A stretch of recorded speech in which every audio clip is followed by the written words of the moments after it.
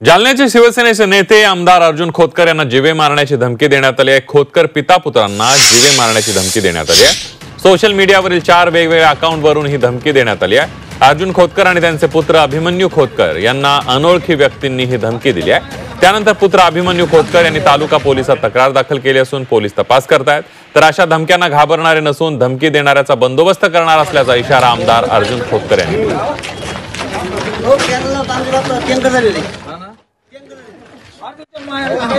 सदर गुन्ह्यामध्ये इंस्टाग्रामवरून इनडायरेक्टली काही टॅग केलेला आणि व्हिडिओ केलेले असे धमकी वजा व्हायरल झालेले होते व्हिडिओ, त्यावरून सदरचा गुन्हा दाखल केलेला आहे।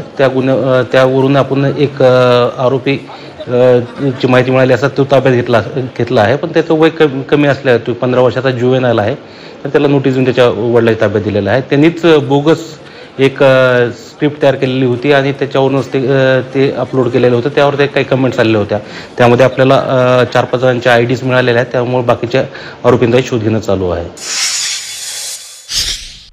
असल्या कुठल्याही धमक्याला घाबरणारे आम्ही नाहीत।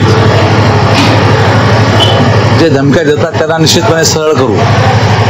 आणि मला असं वाटतं की अलीकडच्या कालखंडामध्ये सट्टा मटका IPL जमिनीचे सर्व गोष्टी या सर्व उघड केल्यामुळं काही लोकांच्या पोटात दुखत असेल आणि त्यामुळं त्यातही ते थ्रेट ते देत असतील। आम्ही हे सर्व काही हलक्यामध्ये घेत नाहीत, यांचा सर्वांचा बंदोबस्त करू।